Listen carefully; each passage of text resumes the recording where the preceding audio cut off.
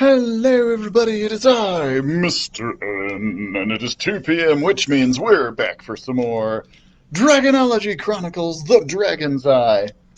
Now, when we left off last time, Daniel had actually finished all of his mathematical sums. I got ahead of myself when I was doing the wrap-up yesterday, and I said that had happened when it had not actually. I had read it when I was preparing for yesterday's broadcast. Anyway, he actually did all the math problems this time. And he was back in class, the Dragonology school, and they were getting ready to do some field work, and Dr. Drake took them out to Jamal's compound, and they were getting ready to play a game of football, aka soccer, with Jamal, the 12-foot wyvern. So, that is where we are picking up today.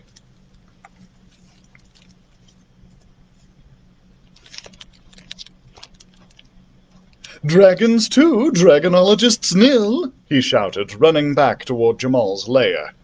Alicia trudged off to retrieve the ball again. Beatrice looked over at Dr. Drake. "It's not fair," she said. "We're supposed to be seeing how Jamal guards his lair." "Then I expect you need a plan," said Dr. Drake. When Alicia had got the ball back again, Beatrice drew us together. "Team talk," she said. "There are 4 of us and 2 of them. All we need to do is get the ball off Billy. Let's go!" Alicia threw the ball out carefully so that it landed between Billy and Beatrice. Billy ran towards it, looking as though he was going to knock Beatrice out of the way again. This time, though, he stepped out of the way at the last minute and knocked the ball sideways. Darcy then ran in and knocked it over to where I was. I dribbled the ball towards Jamal's lair as fast as I could. Billy was running towards me, but he was too far away. "Come on!" called Beatrice. "Score!" I looked up. Jamal had started bobbing and weaving in the mouth of his lair, all the time keeping his eye on the ball. I didn't feel entirely confident about kicking the ball past him, but I got in a pretty good shot up towards the top right-hand corner of the lair mouth.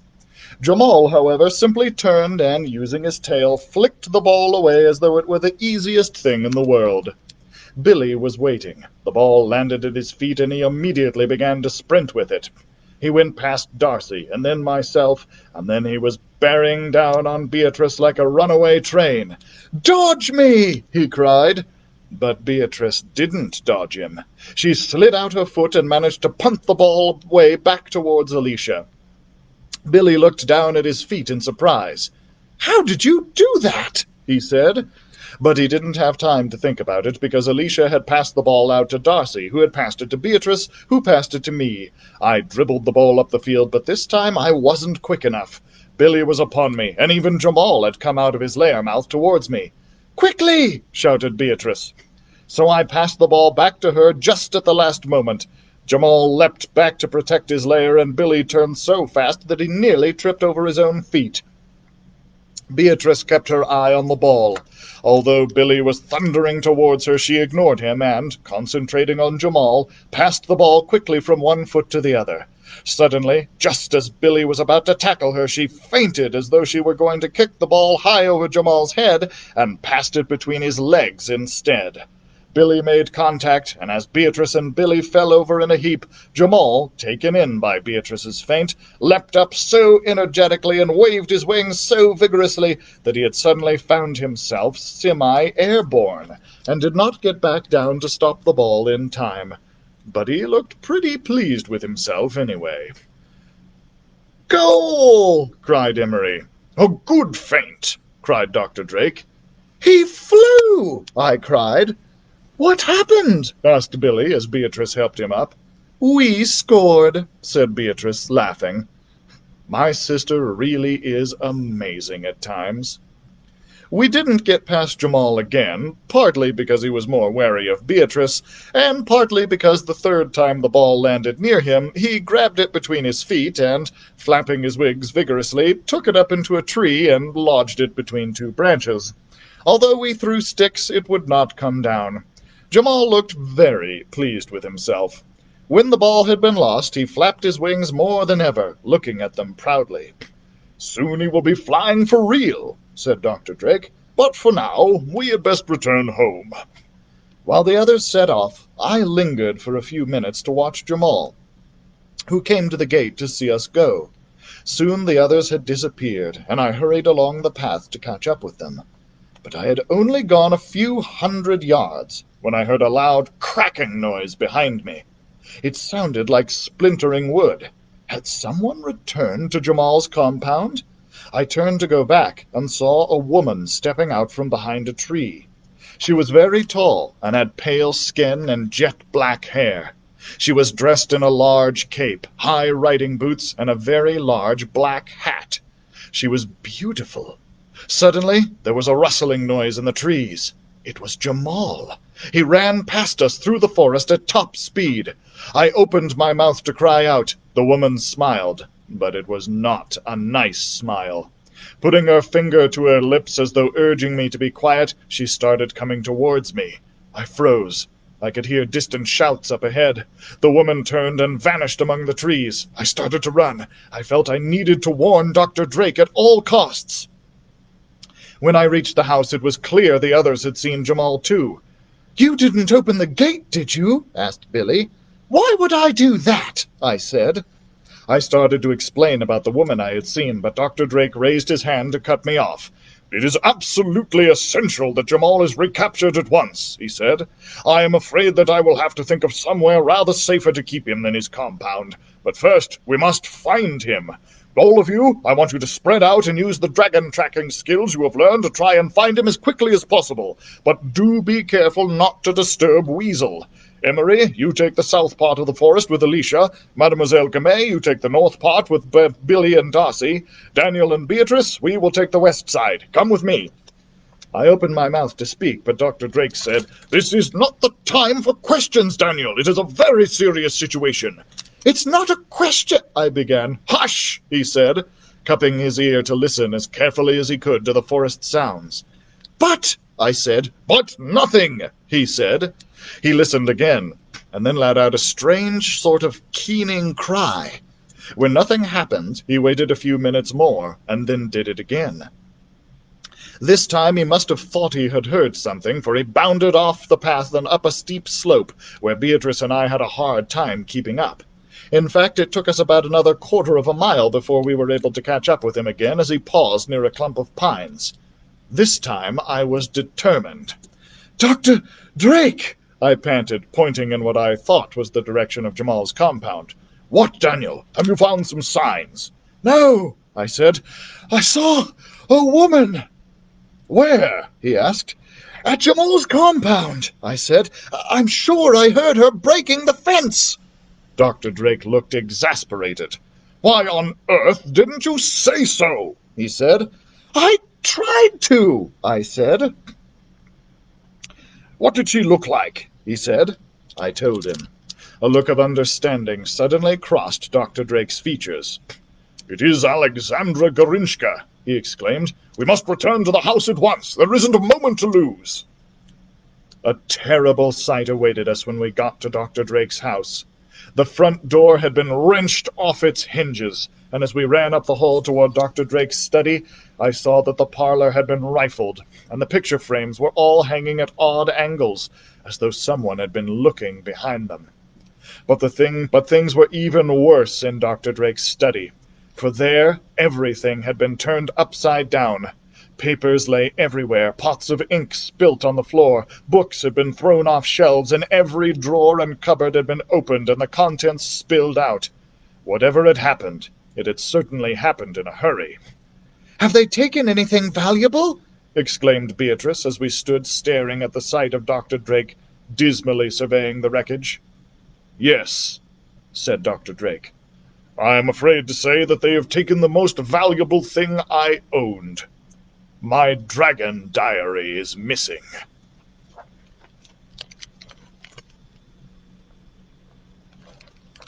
Chapter 16.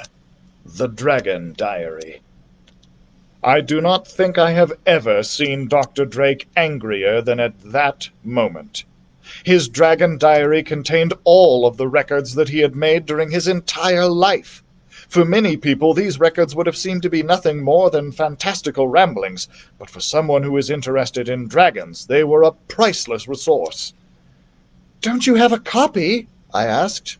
"A copy?" he said. "I'm afraid not. I only wish that I had taken the trouble to hide my dragon diary more securely, but it is difficult. I refer to it on a daily basis." Suddenly, Dr. Drake broke off. He glanced out the window. Beatrice and I had the same thought. "Scorcher!" we cried. We followed Dr. Drake as he ran outside to the coal shed. But it, too, had been broken into. The baby dragon was gone. Dr. Drake hung his head. "I have failed him," he said. As we arrived back at the house, he bent down and picked up a letter that had been left on the mat. There was another letter propped on a chair outside of Dr. Drake's study. Dr. Drake opened the first letter. After reading it, he said, "It is from your Uncle Algernon," he said.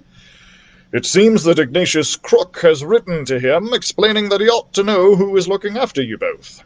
Apparently, your parents do not know the whole truth about me, which is why Ignatius has written to your uncle to warn him that I am a monster who teaches children dangerous nonsense about dragons.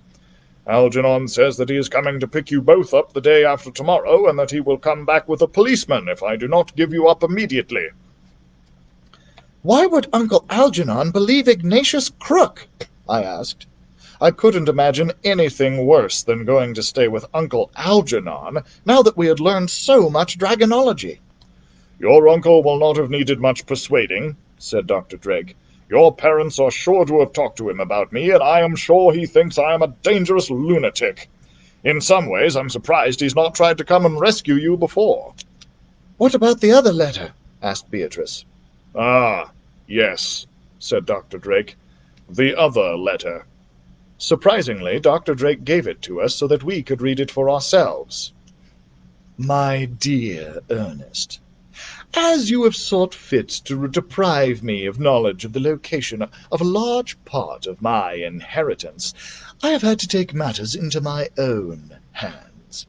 I have therefore been forced to borrow some of your papers. These, I'm sure, will give me all the clues I need in order to locate the missing heirlooms.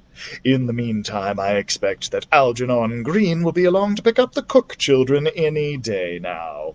I suggested that he bring along a policeman or two, just in case. As you know, I am a dear friend of their parents, and it will be pleasing to know that they are safely out of your hands. I might even pay them a little visit if I have the time. As for that poor animal you kept locked in your coal shed, I took pity on it, and decided that since you seem to have cured it, it might come in handy. Yours sincerely, Ignatius Crook. P.S. By the way, I ought to tell you that at least one of the family treasures has now been restored to me. I think that will come in handy, too." "Can't you just take this to the police?" asked Beatrice when she had finished reading it. "Dear me, no," said Dr. Drake. "Can you imagine my explaining Scorcher to them, or the fact that I'm a dragonologist?" "But why is Ignatius bothered about us?" I asked. "I am afraid," said Dr. Drake, "that it is time I told you a few things that have an important bearing on your lives. As you know, Ignatius's father was Ebenezer Crook. He was the last Dragon Master, and he died 7 years ago. Before he died, he decided that he could trust no one to look after the ancient treasures of the secret and ancient society. He had come to believe that dragons should be left alone, and that no good would come of people interfering with them. So he placed the treasures in the hands of the Society of Dragons for safekeeping, refusing to tell anyone where they were hidden or which dragons were looking after them.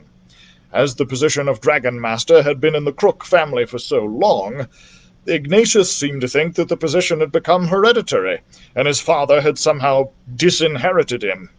Although I was wary of Ignatius, I felt that our world, with all of its science and discoveries, had changed, and I did not agree with my old tutor on the subject of dragon science.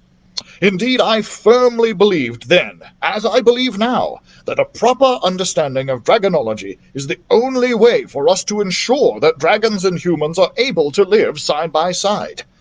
I continued to teach a class at my little shop near the Seven Dials. Ignatius came to me, asking to be taught, and for the sake of his father, I took him on. Of course, I did not know where the treasures had been hidden, but over the course of a few years, as I have made contact with a good many dragons, particularly in the British Isles, I began to form an idea of how they might be found. I respected Ebenezer's wishes enough to leave them where they were, but I did make a record of my findings. I am afraid to say it was in my dragon diary. Shortly after Ebenezer's death, in fact, only about a week after his funeral, I was called to investigate a dragon sighting in West Chiltington. When I was away, your father found Ignatius Crook in my office. He had made a copy of my keys and was busy writing out portions of my dragon diary. At first, Ignatius was very nice to him, promising him great things if he would help him to become Dragon Master. But your father refused all of Ignatius's offers and told me immediately what had happened. Ignatius was furious and vowed revenge. Shortly after that, your father fell sick with a mysterious illness that the doctors said was due to some kind of food poisoning. "Poisoning?" exclaimed Beatrice. "Couldn't you help him?" Indeed I could. That was when I came to stay with you. With the proper care from my own doctor, he recovered entirely. I nearly managed to catch up with Ignatius Crook in Scotland. He had managed to upset one dragon pretty badly, and the creature was causing considerable devastation. It took me ages to calm it down. Before I could find Ignatius, he disappeared abroad. You see, it was then that he stole the treasure he refers to in his letter. He is in possession of St. Gilbert's horn. The next treasure that he will seek out is the box of dragon dust. Combined with St. Gilbert's horn, Ignatius will find that he can bend even the mightiest dragons to his will. If he manages to find the dragon's eye, he will then have the fire he needs to fix his reflection in it and become, for all intents and purposes, the Dragon Master. "But why hasn't Ignatius tried to steal your diary before now?" I asked. His understanding of dragonology was always rather superficial. I am sure that he went abroad to try and recruit help. I wonder if it will be the sort of help that he was expecting. "And what about our parents?" asked Beatrice. "Why did they go to India?" Your parents are dragonologists, replied Dr. Drake. As such, they are sworn to conserve and protect dragons wherever they may be, even if it means they must send their children to boarding school. Before he died, Ebenezer Crook received a communication from the Maharawal of Jaisalmer in northern India. In it, the Maharawal asked for help investigating a strange sickness that had begun to afflict a kind of dragon called a Naga in the Thar Desert. Although by now he was reluctant to interfere with dragon affairs, Ebenezer owed the Maharawal a favor, and so he gave this mission to your parents, on the condition that they wait until you were old enough to go to school. "But weren't they in danger from Ignatius?" said Beatrice. No, said Dr. Drake. In fact, Ignatius did turn up in Jaisalmer, but the Maharawal is a good friend of mine, and his soldiers soon made it clear that it would be far too dangerous for him to stay there. I have a feeling that it must have been shortly after that he met Alexandra Gorinchka. She is a Russian dragonologist. Her reputation is excellent. She must have agreed to help teach Ignatius the things that he needed to know. But why she has come here, and why the concerns of British dragonologists have anything to do with her, I do not know. Beatrice thought for a moment. "It seems that the key to all of this is the dragon's eye," she said. "Do you have any idea at all where it might be?" Well, my diary does contain a note about it from Ebenezer. I only kept the note in case there was some sort of clue on it, but I'm sure there wasn't, because I tried everything, invisible ink, codes, ciphers, all to no avail. "What did the note say?" I asked. Nothing much. It is easy to remember. It said, "My dear Ernest, I must be brief, for I have but hours to live. I fear that I judged you too harshly. I am now convinced that you, indeed, are our best hope. I was blind. Forgive me. I have no time to make amends. I cannot write openly, nor is there any friend in whom I can confide. I must take the secret of the dragon's eye to my grave. Yours in dragonology, Ebenezer Crook. Oh, said Beatrice. And do you know where his grave is, then? Chapter 17. The Sea Snake. By now I could hear the sounds of the others returning. There were exclamations of shock and surprise as they beheld the damage. Dr. Drake looked very serious as he explained the situation to them. The secret and ancient society of dragonologists is facing a very great threat, he said. He mopped his brow before continuing. Billy and Alicia, tomorrow morning I must send you home to your father with Mademoiselle Gamay. I'm going to let you have a letter for Lord Chiddingfold, and I would be grateful if you could give it to him directly, and rather than through Mr. Tibbs.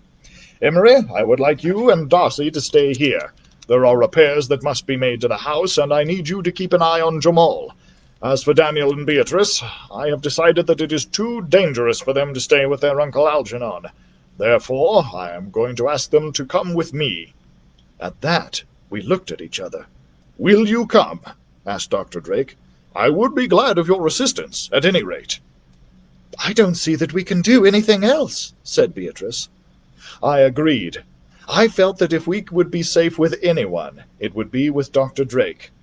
On our own, or in the company of people like Uncle Algernon, who wouldn't understand the danger, we would be in much greater peril. Although it was the evening, Dr. Drake decided that we should leave immediately. We would stay overnight in Horsham and catch the first available train to Portsmouth.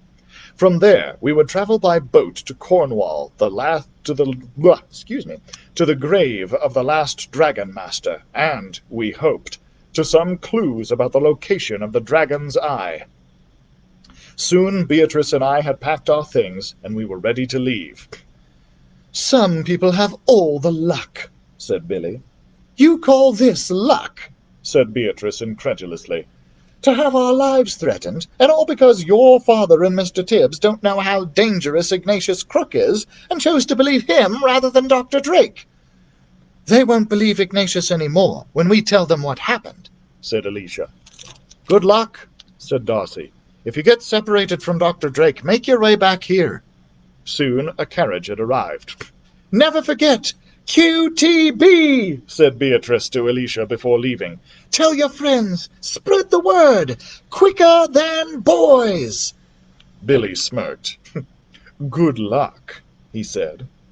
We all solemnly shook hands. Then Beatrice and I said goodbye to Emery and Mademoiselle Gamay, and got into the carriage with Dr. Drake. We soon arrived in Horsham. The next morning Dr. Drake bought us tickets for the Portsmouth train. Isn't it much simpler to just take a train to Cornwall? I asked. Indeed, said Dr. Drake, but you will see that I have very good reasons for taking a ship there. Before we go to Bodmin, I need to try and find the dragon dust. And he would say no more, except to warn us that Mr. Lubber, who was his agent in Portsmouth, knew nothing of dragons, and that we must keep the reasons for our journey a secret. When we reached Portsmouth Harbour, Dr. Drake took us down to the harbour-master's office, where we waited while Mr. Lubber was sent for. When he arrived, he seemed to be in a very much of a fluster.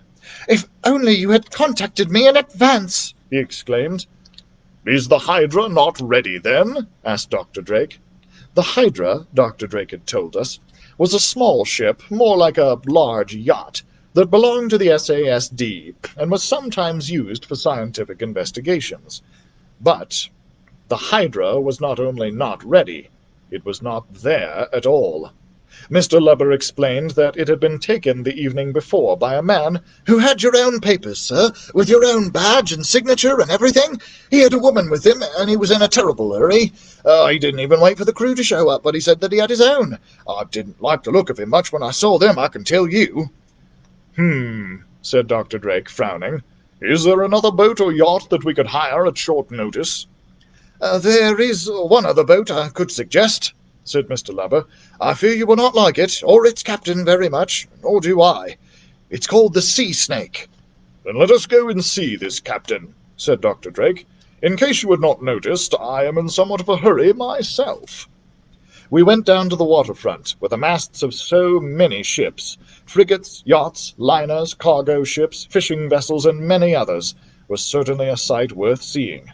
It did not take us long to find the captain, whose name was Hezekiah, aboard a dirty sloop that was crewed by some of the crabbiest-looking sailors I had ever seen. "Cornwall, is it? So this is what we're reduced to," said Captain Hezekiah when Dr. Drake explained that he would like to hire the boat for a pleasure trip. And that is where we are going to leave off for today, guys. So thanks so much for tuning in. I hope you enjoyed. If you did, be sure to tune in tomorrow at 2 p.m. as we continue the story of the Dragon's Eye. And, of course, don't forget to come in and get this week's new grab bags from each of the 3 buildings. Don't forget to check out our other live programs, Toddler Time with Miss Becky, Stories with Sunny, and Creating with Constance. Don't forget, the libraries are still open, but you can get curbside service if you prefer, and you still have access to digital content through sweetwaterlibraries.com. Thanks so much for tuning in, folks, and we'll see you tomorrow. Ba-do-ba-boo. Bum, bum, bum.